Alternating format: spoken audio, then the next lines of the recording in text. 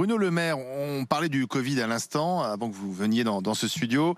La cinquième vague, l'inquiétude de ce restaurateur qui est avec nous, 32-16, il s'inquiète parce qu'il se dit ça va casser la reprise économique. Il y a un plein boom, même pour la restauration. Est-ce qu'effectivement, on doit être inquiet? Cette cinquième vague peut remettre tout en cause, la croissance, la baisse du chômage?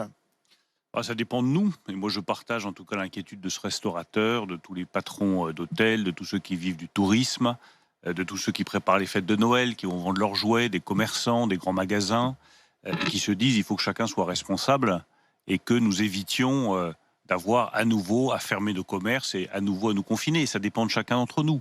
Les gestes barrières, la vaccination, le pass sanitaire, ce sont les seules réponses dont nous disposions, ce sont les réponses efficaces pour éviter que ce restaurateur qui craint pour son activité ait à fermer dans les prochaines semaines. Ça dépend de nous, mais ça veut dire qu'on ne peut pas se permettre un nouveau reconfinement ou de nouvelles mesures de restriction, soyons clairs. Moi, je considère qu'on ne peut pas se le permettre, c'est-à-dire que ce serait trop dur pour les Français, trop dur pour les restaurateurs, trop dur pour les commerçants, trop dur pour chacun d'entre nous, trop dur pour nos enfants, trop dur pour la société française dans son ensemble.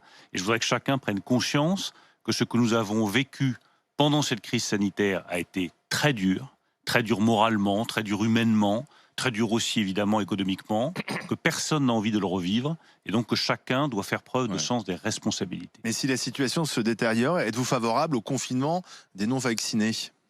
Non, moi je ne suis pas favorable à ce qu'on fasse des mesures discriminatoires, je suis surtout favorable à ce que l'on évite ces mesures-là, à ce qu'on évite un nouveau confinement et à ce que chacun fasse l'effort nécessaire pour se vacciner, pour se protéger et pour protéger ses proches. Mais ils ne le font pas, les gens. Le problème est là, c'est que depuis le début, il faut pas fâcher les gens. Alors, on dit oui, on n'est pas allé les chercher. J'ai entendu quelques médecins cette semaine dire oui, on n'a pas fait ce qu'il fallait, on n'est pas allé chercher ceux qui ne sont pas vaccinés parce qu'ils n'ont pas accès au vaccin. J'ai envie de dire, arrêtons les plaisanteries, quoi. Qui n'a pas accès au vaccin aujourd'hui? Je veux dire, moi, je pense qu'il faut arrêter d'être gentil. C'est bon. Il y a un moment, je ne veux pas, moi, en tant que chef d'entreprise, continuer à payer des impôts pour payer ce que les gens disent. Les gens disent tout le temps, j'assume mes responsabilités, je prends mes responsabilités. Si tu les prends, assume-les. Et en aucun cas, c'est avec mon argent que tu vas assumer tes responsabilités. Donc moi, il est hors de question que je continue à payer des impôts pour payer du chômage partiel parce que des gens ne veulent pas se vacciner, qu'on remplisse les hôpitaux.